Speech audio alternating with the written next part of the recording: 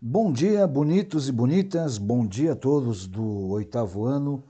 Espero que estejam tendo aí uma semana abençoada. Espero também que tenham todos ido bem na avaliação da semana passada, não só em geografia, mas como nas demais matérias aí, tá legal?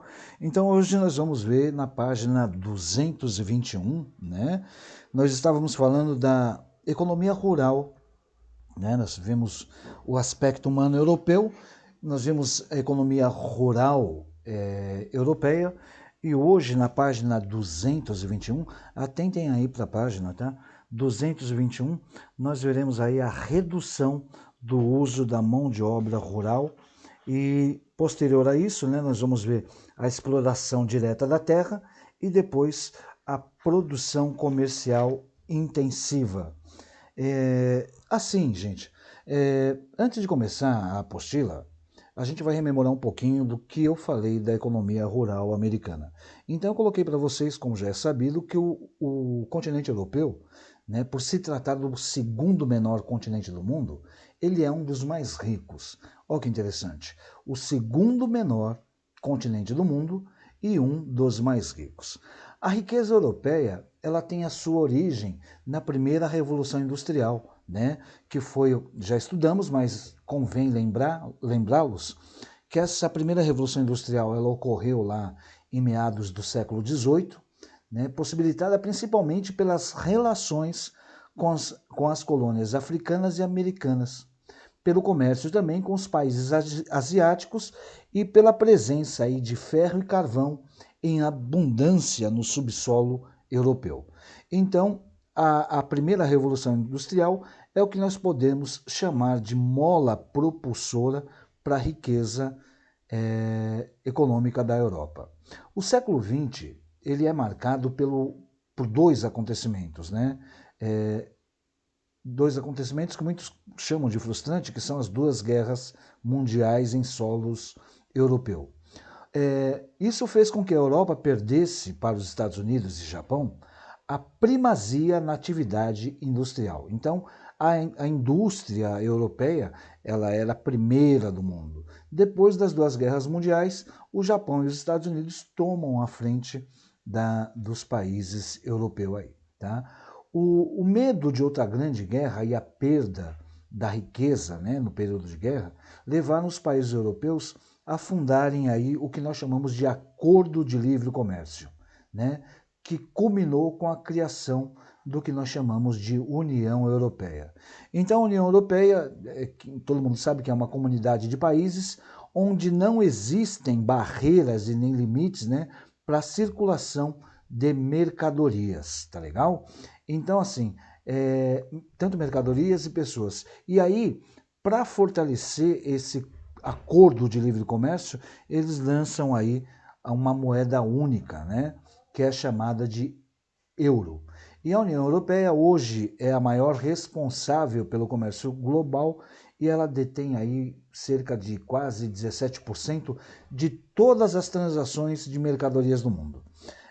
Vamos lá pincelar agricultura e pecuária. Quando eu falo de agricultura e pecuária, que é o tema das nossas aulas, né, da página, deixa eu rememorá-los, da página 221 até a 225, o setor primário, que se limita à agropecuária e ao extrativismo, é o que menos contribui para a economia europeia. Ele é responsável por absorver cerca apenas de 5% da força de trabalho. Então, 95% da população ela vai estar em outros ramos de atividades. Apenas 5% vai estar aí na agricultura e a pecuária. Tá claro isso?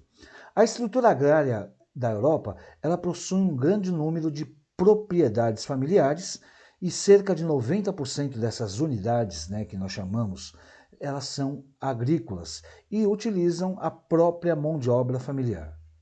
Outro importante fator que convém destacar para vocês aí, tá, é que esse setor e a grande quantidade de subsídios oferecidos aos agricultores, eles têm o objetivo de tentar tornar a agricultura europeia mais competitiva e manter a Europa aí, digamos, autossuficiente, ou seja, que a Europa não seja só a importadora de produtos agrícolas, né, de produtos pecuários, que ela tem incentivo, recebe incentivo, a maioria dos países recebe incentivo do governo para poder aí estar sendo autossuficiente, ou seja, diminuir as importações. Óbvio que a agropecuária ela sofre um intenso processo de mecanização, como em todo o restante do mundo, e isso faz com que aumente a capacidade produtiva dela. Os principais produtos europeus, né, como já mencionei nas aulas anteriores, são o trigo, na França, na Ucrânia é a cevada, e no limite com os bosques setentrionais é o centeio, né?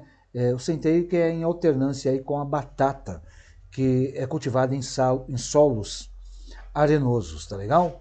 Na área do Mediterrâneo, nós encontramos aí o cultivo de oliveiras e videiras, azeite, vinho, e isso respectivamente, né, além também do cultivo de frutas e legumes, tá?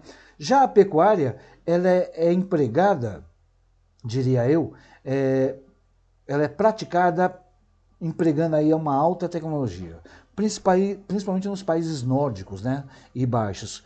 Então lá eles têm rebanho bovino para consumo da carne e derivados de leite, suínos também.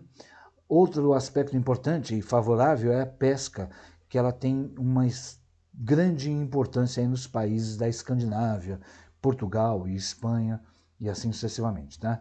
As espécies mais comuns desses pescados, que se tornam aí iguarias internacionais, é o bacalhau, o atum, a sardinha, e outro aspecto também rentável é o petróleo, que é o produto mais importante para o extrativismo, aí, sendo encontrado no Mar do Norte principalmente, e na Rússia, tá legal? O setor secundário, né, a indústria, ela já teve a sua grande importância, ela já teve o seu ápice, né, na Europa, mas ela perde a importância frente ao setor terciário, que é a prestação de serviços e comércios. Então, ainda assim, a Europa ela apresenta uma indústria forte, principalmente na região centro-ocidental, né, que se foca na produção de bens de consumo. Os países com maior importância industrial são Alemanha, França, Inglaterra e Rússia. A indústria europeia é bem diversificada e muito competitiva, apesar de perder a liderança para os Estados Unidos e Japão, como eu já falei, é mais recente, né, e mais recentemente para a China nas últimas décadas. Os principais setores são de metalurgia, siderurgia, a química, a petroquímica, a elétrica, a eletrônica, a energia, e tem uma parte aí que é muito focada para energias renováveis. Então, em suma, o que ocorre na Europa, né, no aspecto de redução do uso de mão de obra rural, é que a mecanização no campo, como eu disse, em todo o mundo, ela vem reduzindo a quantidade de atividades aí, tá legal? Então, assim, espero que tenham entendido. Caso não tenham entendido, deixa lá as dúvidas nos comentários, né? Não só as dúvidas, mas deixe também o nome e o número de vocês, né? Para que a gente possa computar as presenças também. Tá legal? Deus abençoe e ótima semana a todos. Até a próxima aula.